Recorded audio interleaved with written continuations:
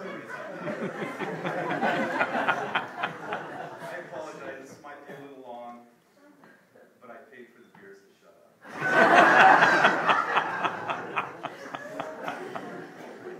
I may be the youngest, but I'm not that young. Let me get to the last one. Sorry about that.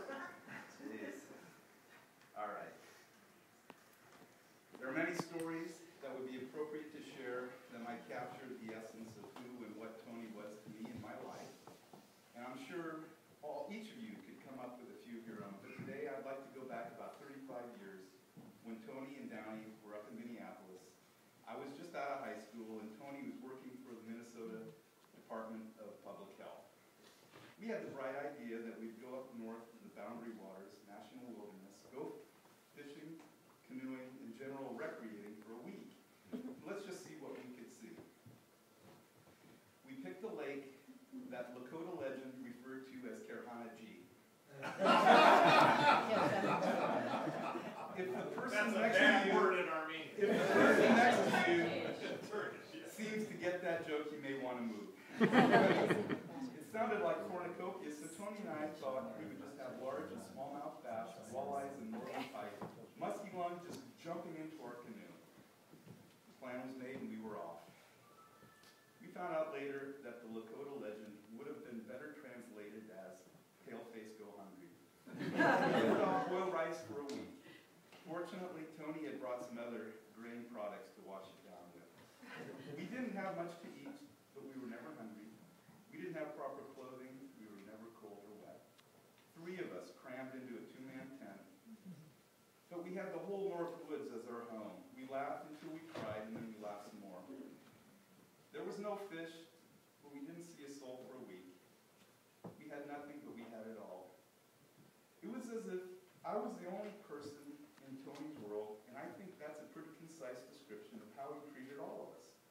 Everyone he knew and liked was the most important person in his life.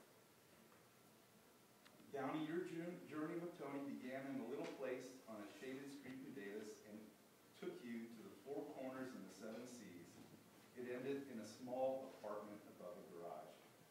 Your care in the end was appreciated by all us brothers, and I teased you about the smitten look in your eyes as you cared for Tony, but I'm indebted to you forever. Tony's friends. I'd like to talk about Tony's hoodlum friends. Not so much people, but antics in action. Your names were not nouns in the traditional sense, but verbs, words of action. There's Uncle Bob and Bobo the Wonder Dog. The Groove and Herbie, the list goes on and on. The names on the email list bring back some very good old memories. To each of you guys, Tony would have grabbed me by the scruff of the neck and pointed. He would have said something like, "You see that guy there? Let me tell you about this guy." On and on. Most of the stories were pretty unbelievable until I actually met you. They were a series of antics that formed the basis of your lifelong friendships.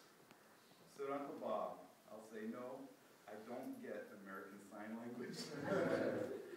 Neil, oh yes, it is funny. The Groove, that was me that you punched on the pitch in Monterey. And Herbie, I will never forget the mustard again. Some of the best Tonyisms were reserved for my friends. Jeff, my best friend, who only gave the illusion of respectability, but he had a pretty classy old lady. Once while wine tasting, we happened upon a place where there was a large coop of assorted exotic birds.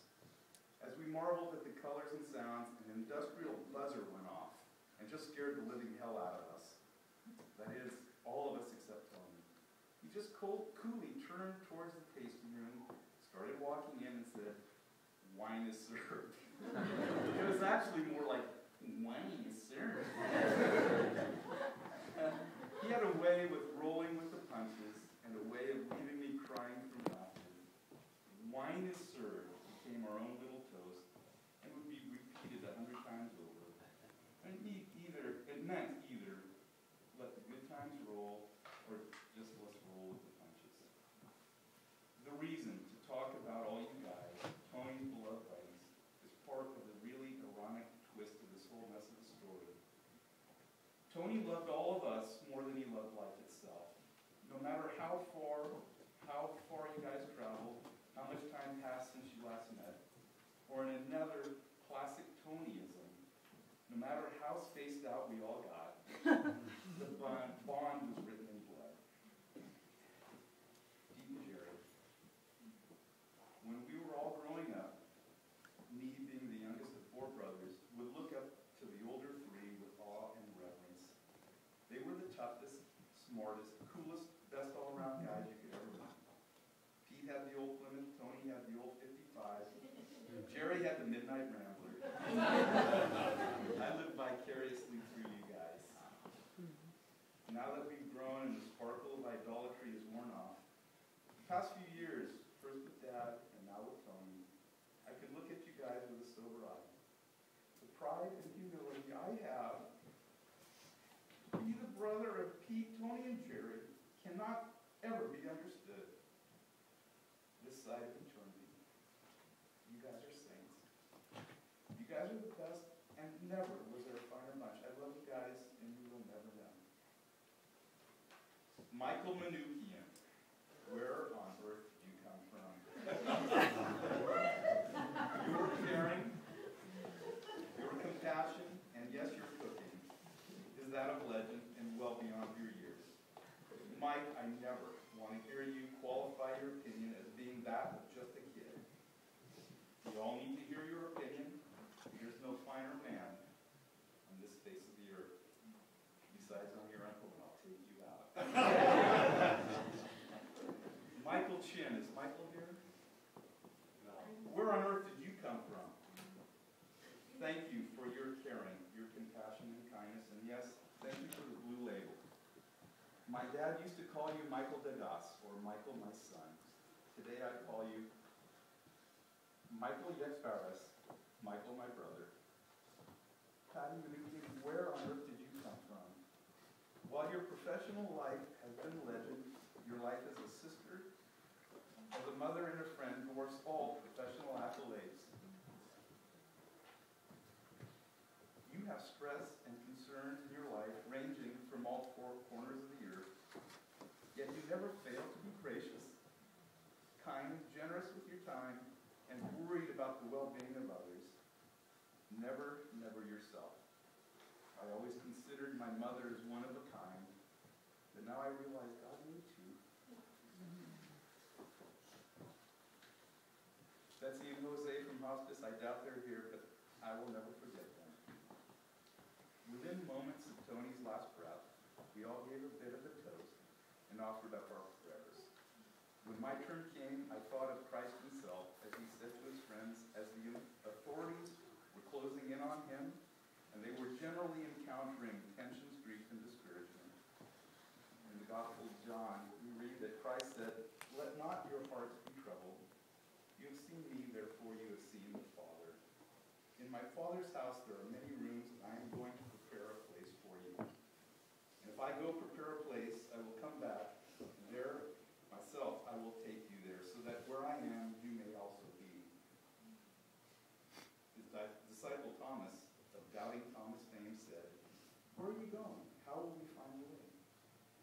The answer was simple. I am the way, Thomas. I am the way. For purposes of today, and in honor of my brother Tony, I would offer this paraphrase of John's account. Let not your heart be troubled. On my Father's lake there are many islands. I have prepared the right one for you, Tony. I will take you there myself, Tony, in our own little canoe. The walleyes and the muskies are going to be joined with ahi, tuna, and dorado. And I've got plenty of potato chips for the bread crust. Tony, the grill is hot, the beers are cold, and there won't be any invasions this time. But I'll send an army of your old buddies to come by and share a cold one with. There'll be no tears on this island, Tony, except for the laughter. And please don't wait for